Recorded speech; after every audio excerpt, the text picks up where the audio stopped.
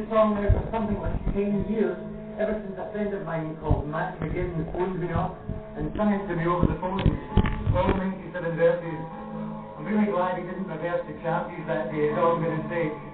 And after one verse, I decided that that was the song for me, because you see, it's based on a wee poem, a delightful wee poem that says, "A centipede was happy thus, until a toad in fun said, pray which leg comes after which, this poor mind in such a switch, she fell convulsing in a ditch, deciding how to run." Basically that says, if you enjoy something and you do it well, then don't waste time with words, just go on with it. And I think I'll take a leaf out of that book and do it, okay? Now her neighbour's Jenny Longlegs, sweet jealousy was mad. She went out and bought herself a pencil and a pad. She came a month of mornings and she made a careful note of every step the centipede made, and this is what she wrote. As leg number 90, 40, 95 or so. Legs numbers 1 and 2 were twisting out in front. As legs numbers 9 and 10 went wriggling up the side. 73 and 74 were in the parting line. Armed with exact imitation, young Jenny Longlegs tried to dance just like the centipede. She failed and nearly cried. She grabbed hold of the centipede and she said, "Now have a look and show me how you do these steps I've written in my book." Said the centipede, "Do I do that?" and tried to demonstrate. She'd never forgotten a thing before and she didn't do too great. Her 100 legs, it twisted and she wound up in a triangle. She tried to put fusion once of being kneecaps in an angle. Legs number 1 and 2 get tied to 3 and 4. Legs number 5 and 6 get trampled on the floor. Leg number 17 was attacked by number 10. 98 and 99 will never dance again. Even a happy ending if you wait for it though. So the week or two the centipede she suffered terrible pain. All the ones were very surprised the day she danced again. So now she tells her neighbours, everyone that comes to see, never try an explanation of what comes actually. As leg number 90, 40, 95 are shunt. Legs number 1 and 2 were twisting out in front. As legs numbers 9 and 10 went wriggling up the side. 73 and 74 were in the parting line. Short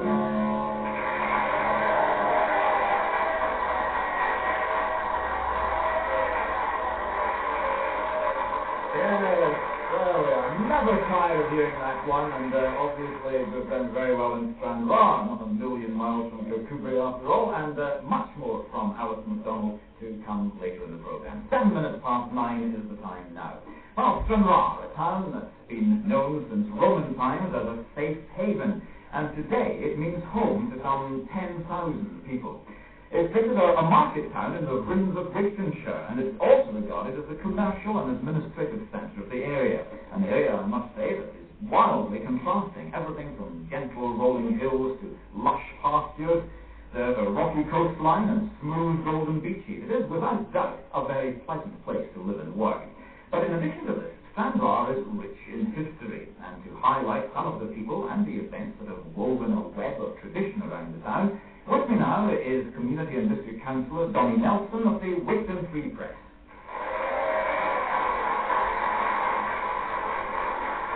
Donnie, good morning to you. Good morning, Jimmy.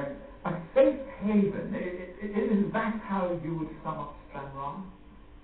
I would say so, yes. Could I correct you in one point? My Latin is very rusty. In fact, it's many years since I attempted Latin, but I think it's safest. I mean, we're not backward and coming forward in this area.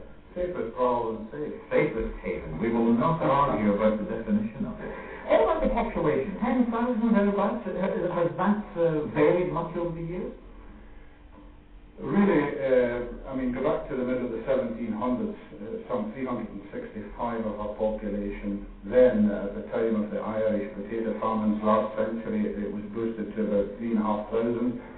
It grew slowly, fairly steadily, until about 6,500 just immediately before the Second World War, and it then took off tremendously during the war. Many servicemen brought their families to this area. Many never went away again.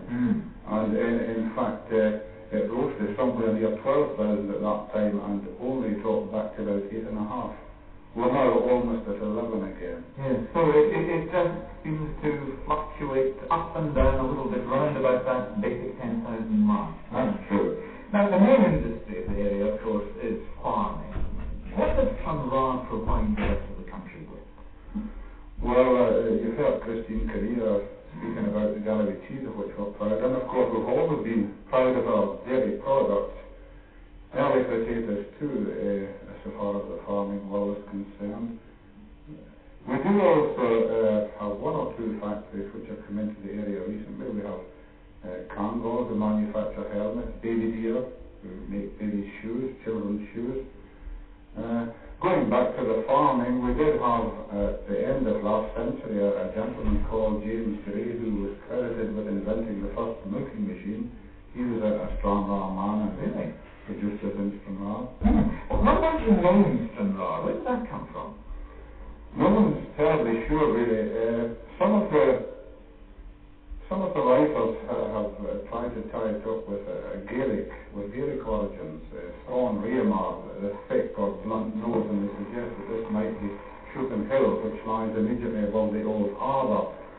There is certainly a mention of the name Stranraer in the 1300s in a charter of Robert the Bruce, and there was also a settlement known as the Chapel, which was to one side of the burn of Stranraer in those days, and by the time King James VI granted the first royal charter in 1617, Stranraer seems to have been settled on rather than Chapel, which was quite common then. Yes. Now, looking back, it does seem that the late 1800s was the time really when the town began to blossom. Would you say that's right? I would say that's quite true. Obviously, the railways made a tremendous impact when they came in the 50s and 60s. And the ferry, of course, built up tremendously at that time too. I would say that was quite true, yes. And the Industrial Revolution, of course, had also made it more slightly. And we had royal visits round about that time as well. Oh yes, the first recorded royal visit was 1847 actually, when Queen Victoria, on passage up the west coast of Scotland, put into Lochrayan to stay overnight in the royal yacht. Prince Albert was with her, and also the Prince of Wales and the Princess Royal. The children came ashore, and Prince Albert also took a trip up the hills above Cairnryan to view the prospect. Queen Victoria never came ashore. But then, in 1885, the Prince and Princess of Wales returned.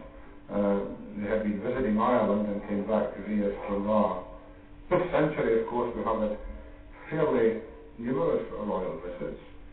King George V came here as Prince of Wales. King George VI was here as Duke of York and returned about a year later on a trip to Ireland. He left Stranraer in the Royal Yacht. And of course, Queen Elizabeth was here in 1955. And members of her family have been here once or twice since in private visits. Yes. So many famous people, royalty, have visited Stranraer. What about people who have gone from Stranraer to make a name for themselves? Your most notable citizen, Donny, who would you say would take the title? Undoubtedly, Stranraer's most notable citizen must be Sir John Ross, who, of course, is noted for his Arctic adventures and who built North West Castle at Stranraer. He was actually born in Kirkcaldy Parish, which is just a few miles away. One other person whom I might mention never received the same publicity as Sir John Ross was a chap called Jimison, Dr. Jim of the famous Voortrekkers race, who in fact went to school just across the road from here when it was the old academy school. His father was editor of the Wigtown Free Press in the middle of last century, and Dr. Jim, as he became known, he made his name in South Africa. He was offered the freedom of the borough at the beginning of this century, but unfortunately never managed to get back from South Africa to get the coveted charter. Well, what about the town's identity then, Donny? How do you think that's changed over the past 50 or so years? It's rather difficult to pinpoint if identity has changed. Physically, of course, it certainly has, and perhaps we're all a wee bit more sophisticated nowadays. Television has certainly made a tremendous impact, especially with the younger generation. Maybe we're not quite so in-drawn as we used to be. A bit more worldly perhaps nowadays. What about the commercial, the business aspect of the time that's grown up? Has that brought with it the prosperity to match the prosperity of agriculture that's been the backbone of the area for so many centuries?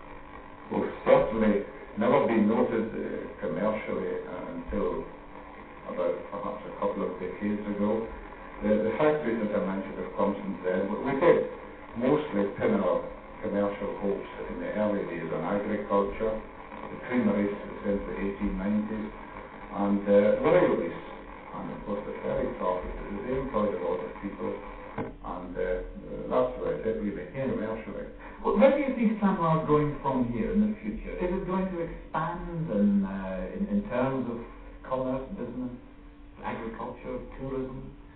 I'm quite sure it will expand, perhaps rather slowly, but certainly fairly steadily. Tourism, we are all hoping, will play a bigger and better part. We have a newly formed tourist association. Commercially, I'm not quite sure just how we will weather this present recession, but we will look forward with confidence, I'm quite sure. So our people have always had plenty of confidence, and this will be their attitude. And rightly so. Donny Nelson, thank you very much indeed. Donny Nelson.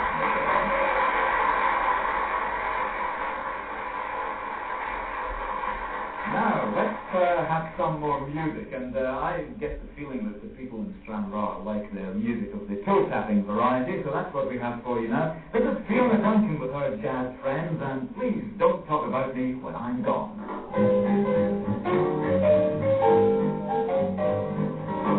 If we sleep together, things we can get along. Now no matter what I do, why it's just gonna appeal to you. But it makes no difference whether I am right or I am wrong. But if we can't be sweethearts, honey, there's much you can do.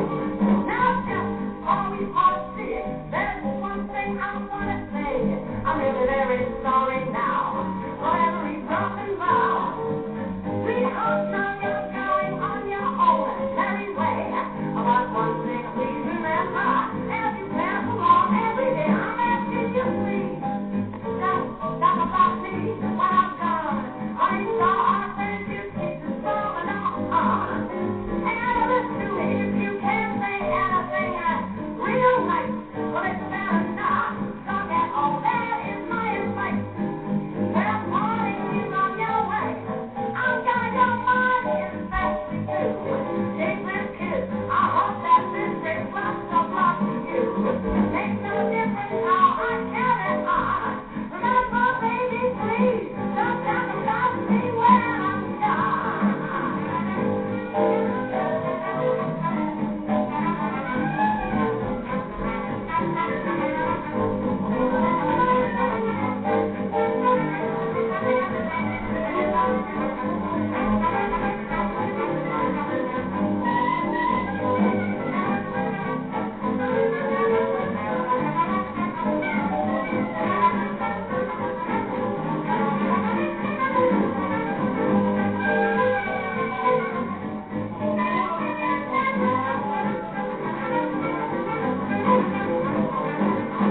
Please don't talk about me when I'm gone. I saw our friendship is coming on. Listen, if you can't say anything that sounds real nice, better not talk it off my side. Well, parting is on your way. I'm gonna go mine as best that we do. Take this kiss, hope that this brings lots of luck to you. Make no difference how I carry on. Just remember, baby, please don't talk about me when I'm gone. You get one way to heaven, baby. Please don't talk about me when I'm gone. What I do is none of your business, please. Please don't talk about me when I'm gone. Yeah, please don't talk about me when I'm gone. Fiona Duncan and her jazz friends, and this Fiona Duncan can be heard on Radio Scotland next Wednesday in a special edition of Take the Jazz Train, which was recorded with various people, including one Alistair MacDonald, in Hoik a few days ago, so that will all be happening for you next Wednesday on Radio Scotland, and particularly for Radio Tweed on that occasion. The Tweed country is Hoik, but we are in Solway country today. We are in Stranraer. And the residents of this town, like Johnny Nelson, we were speaking to just a few minutes ago, all have their own particular form of nostalgia. My next guest has lived here for all of his 69 years, and Stranraer's own brand of beauty has been captured by him in verse. He's a very well-known figure in the town, and here he is to recite one of his own poems. It's called My Dixie Belle, and this is Alex Wright.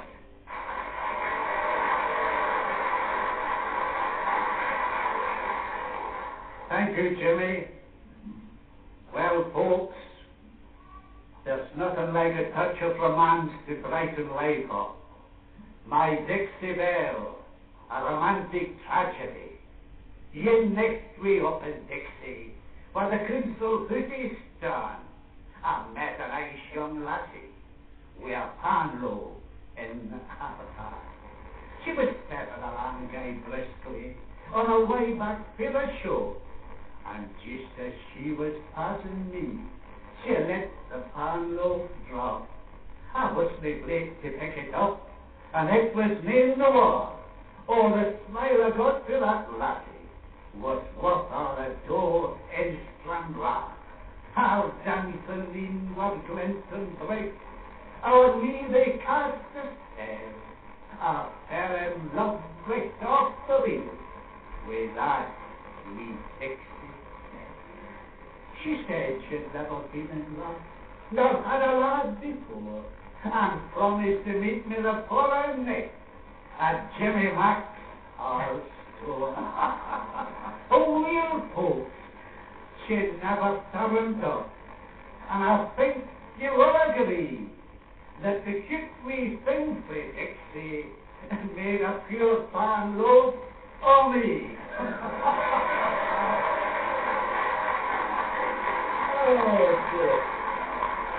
Oh, romantic tragedy, as you rightly say there, Alex. Alex, is this area rich in poets and poetry? Oh, yes. I would think that recently, I would say we lost a very fine poetess who contributed to the pages of the Free Press for a good number of years under the pen name of Rhymer. She was a Mrs. Harper, and I enjoyed her poetry very much. She was a great nature lover. She wrote a lovely poem on the glen out of Outdurin, the spot, only about 3 miles from me. Yes. But she was a good poetess. What is it about this area that prompts you and others to wax lyrical about it? Oh, well, we have some lovely beauty spots around. You see, we have Lochends Gardens, not far from Stranraer, and then we have the famous Gala Hill. That's our local beauty spot. It's a plantation just on the west end of the town there, and inspiration has been got there many a time. It used to be a great courting place, the Gala Hill. You obviously love this area, Alex. Yes, we must have that touch of romance. And Stranraer is what you might term a romantic town, because we're Bonnie Lochline, famous the world over. What about the future of the town? Will it still have as much fascination for people to put their feelings into verse as the situation is at the moment and has been in the past? Oh, yes, I think so. Would you like to hear my vision of Stranraer in the future? Yes, please do, yes. I can't get into the future. You look at things to come. An electric trains for women, for Stranraer, take come. Beside the fountain at the cross, but country folk galore, organ tune below the ground, or a train up to Dromore. Beside, who with all them stairs that were ready, as a farmer's gone below, to catch the early special, or Wicton cattle show. Tearing down the old clay hole, a starting some car, pack it through a bit of fans, get it to cheer Stranraer. Then I saw another thing I couldn't fail to see, a long tunnel stretching, Fort Patrick to Donaghadee. Oh, gazed with great amazement, for the wonders made me swoon. Stranraer had won the Scottish Cup. And weekend trip to the moon.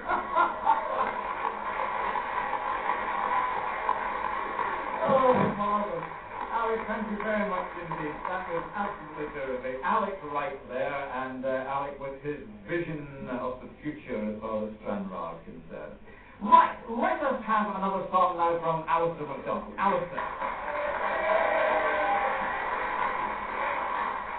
How about that? I mean, Alex being the poet that he is, and all I can say is that these people really impressed me. You know, there's a man called Alistair McIntosh, and he's a headmaster, and he lives across there near Castle Douglas.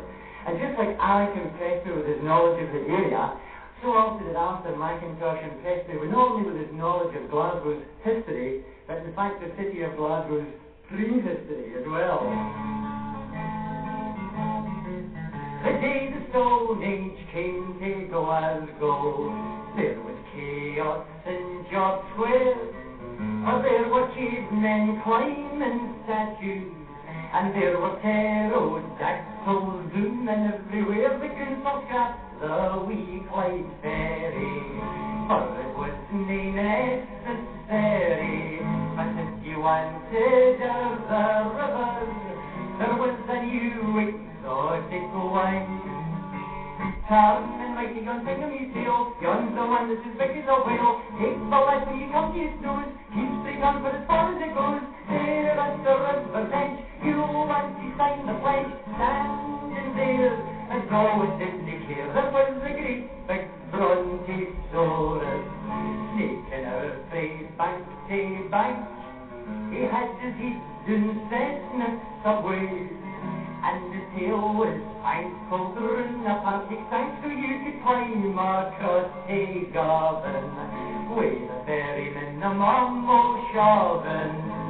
Alpenstocks, satanas, sliding for free the other side. This is genius in my opinion. He was a back while a big pterodactyl was landing on the green. Oh, look at this washing this, no, I'm all washing on this, forget it clean. Oh, we piggy eyes in it, look at the sign in it, no, a bit of hair. The great big tights exactly like the bism up who's there. Oh, did you see Undine? Nor the side to climb on board a gorboat, or see the clippy she had to laugh. All she could say was, come on, get that. It was rare, on his hair, it was better than air of the fair. We Sandy Simpson, frae the gasworks, went to the pub to buy a hog, and though he spent some umpteen shillings, when he came out, his share was feeling better off. But when he got up to his landing, something past his understanding stood across his doorway, and it just wouldn't go away. Standing there with a mood like a grape, looking just like a gold dandy cape, on the top of a face like a deal. Sandy was in a feeling so real. Then when he breathed on it, it seemed to he a fit through the well, and out the coast like, well, it must have helped the other monsters, but they soon all gave away. But when the soon heard how he'd saved them, Sandy Simpson was the hero. Today a medal for the corporation, thanking him for their salvation. But poor wee Sandy Simpson has been quite sober till this day.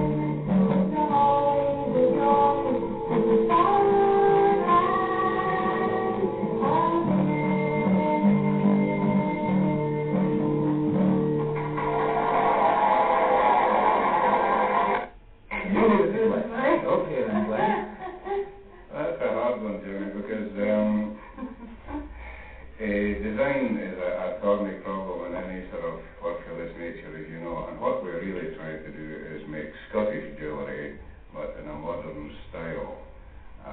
For instance, we make a thistle, but instead of the sort of wee thistle with two leaves on either side, we make a sort of stylised thistle, which is a bit more advanced than people are accustomed to. Like this kind of thing, you can't go sort of too far in design and make something that's too weird. If you do, then people admire it, but they don't want to buy it.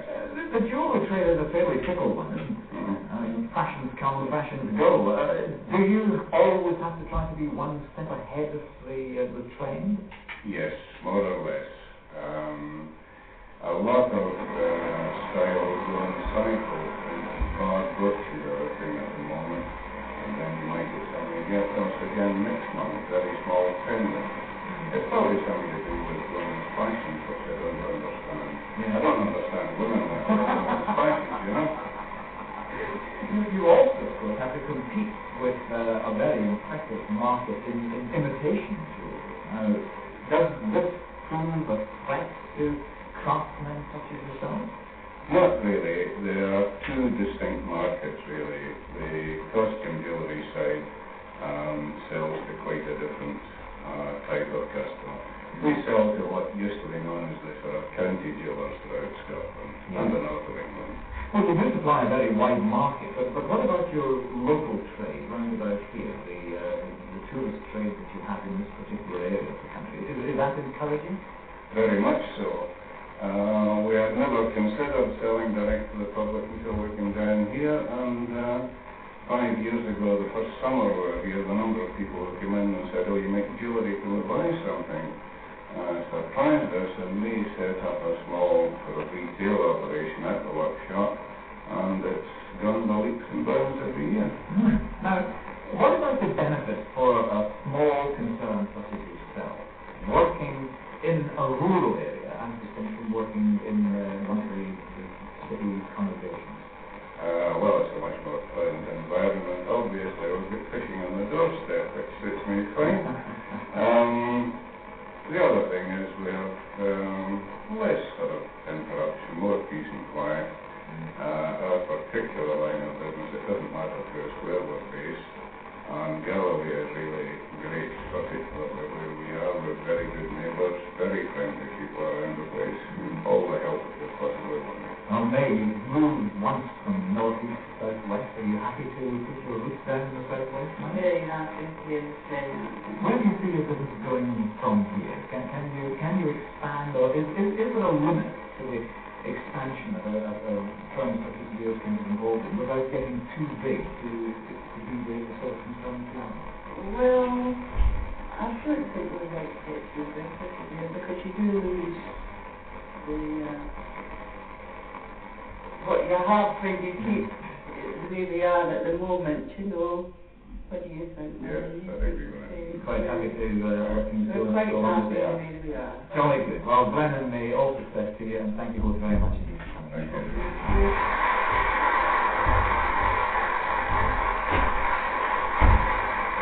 Yes, and a double round of applause there, because as Glenn and May Sprague leave us, back comes Alistair MacDonald. Alistair, we were talking about the Caveman Saturday Night being your next record. I think what we're going to hear is the song which is your brand new record. This is the current single. I'm in between hits at the moment, you understand?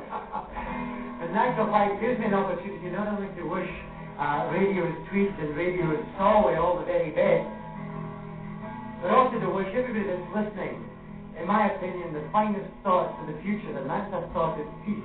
This is a peace song. I've been singing about peace for quite a lot of my life. All sorts of peace, gentle peace, Julie pieces even have sung about. To me, this is the best kind of peace, and this is the peace that also includes love, because without love, there just is no peace at all. This song's got a chorus. La Cologne means the dove, Shalom means peace and love. Let Cologne bring shalom to everyone, from the people in the east to the people in the west, and to everyone who lives beneath the sun. Let Cologne sing shalom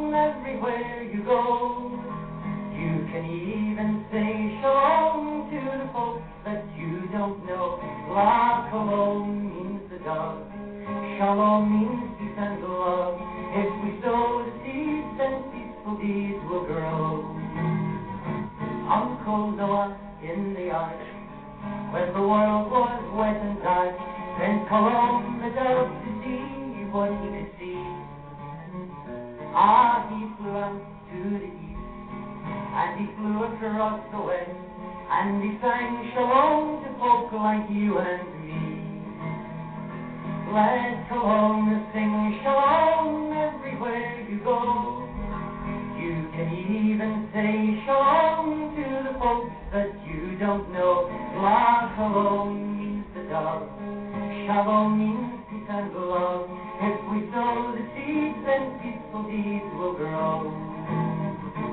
In the waters of the Jordan, two cousins met one day, one a Baptist, one a man from Galilee.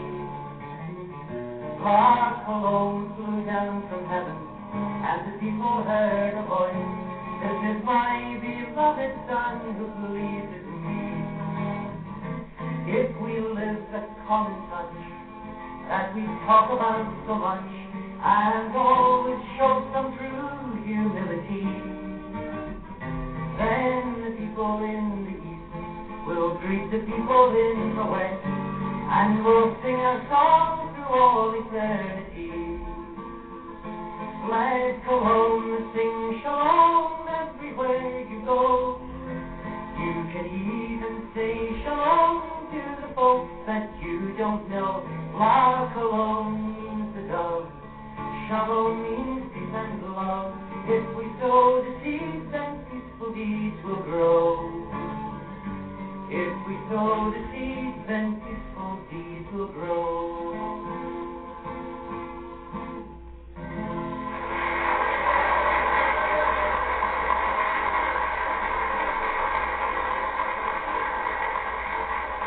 That's a lovely song. That's Colom Shalom, and that is Alistair MacDonald. Now, at 12 minutes to 10, let us move on. Mention Stranraer to the vast majority of people, and it means just one thing. It's the ferry port that takes thousands of people every year to Northern Ireland. The service officially came into being in 1872, when the Stranraer to Larne Steamboat Company was launched, and almost 100 years later, the terminal building was constructed to cope with the growing amount of traffic heading for Northern Ireland. Today, some 822,000 passengers, 117,000 private cars, and 101,000 lorries pass through this bustling port every year. And the man whose job it is to ensure a smooth crossing in every sense of the word is Shipping and Port Manager Bob Backgate.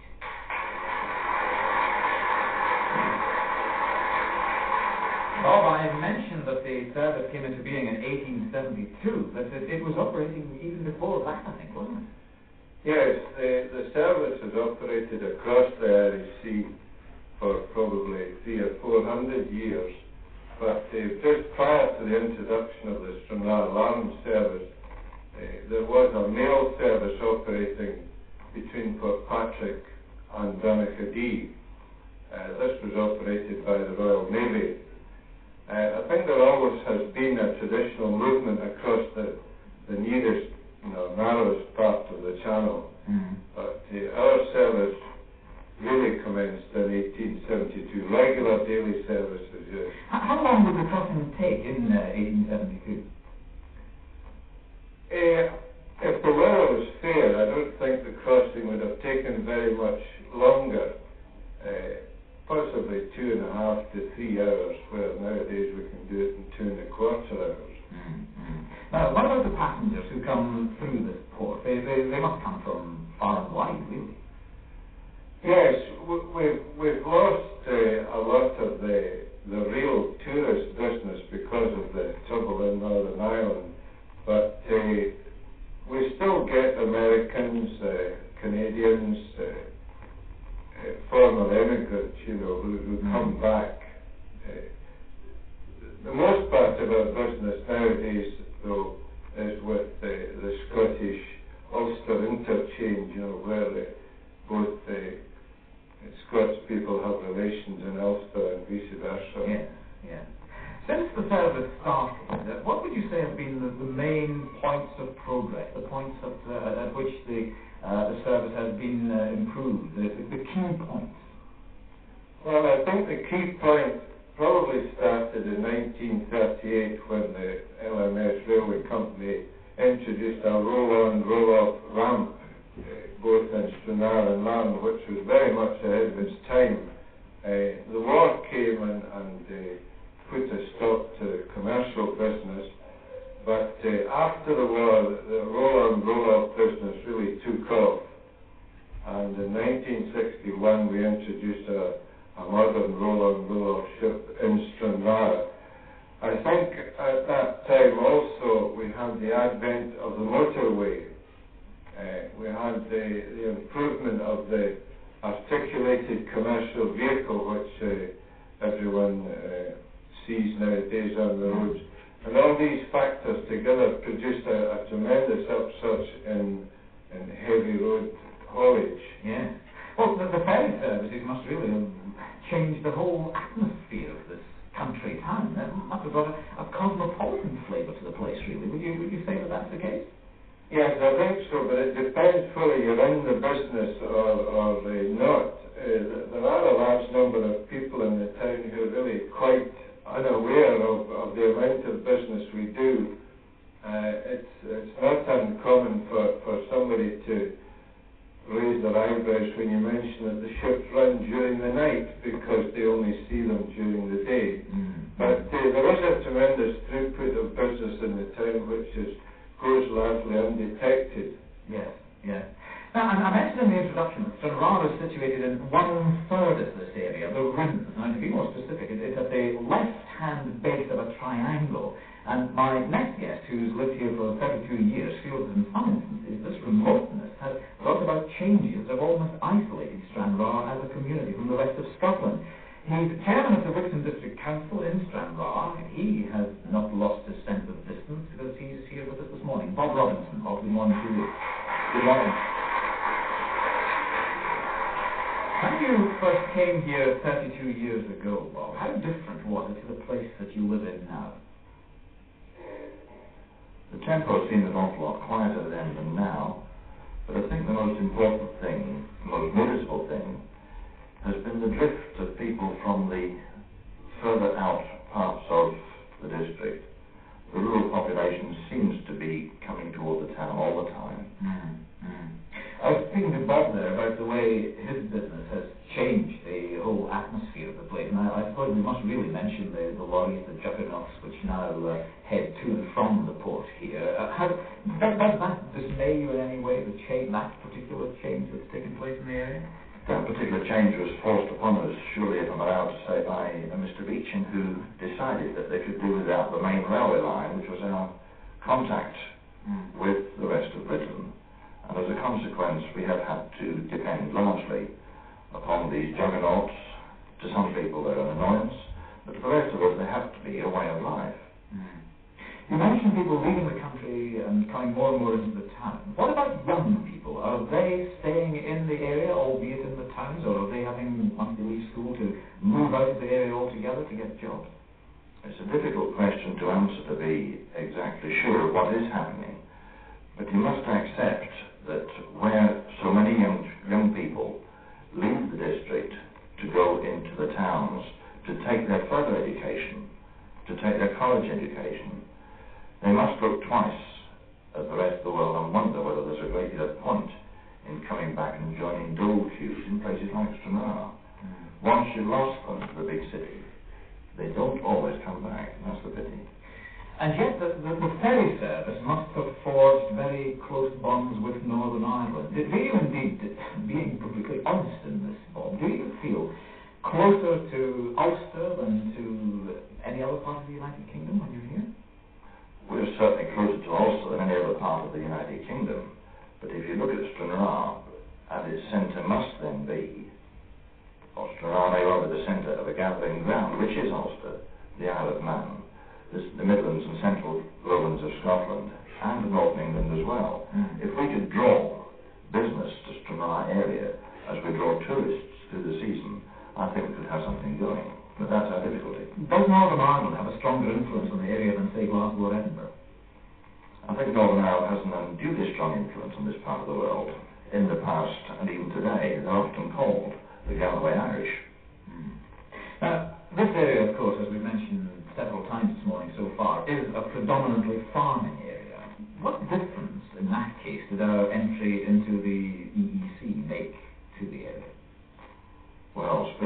far, but it doesn't appear to have done as much good yet. It has indeed made us an awful lot more remote. Our raw materials have to come by road, our produce has to go out to the markets. And the common market rules and regulations have not assisted us at all there. The time limits and the miles to be driven by motor vehicles, which are our sole means of conveyance, are limiting our ability to get into our markets and compete with the rest of the world, who seem to be very, very much nearer. From the way you've been talking, Bob, I do get the distinct impression that you are a little bit disappointed in the way things are moving. That it's not going quite the way you would have liked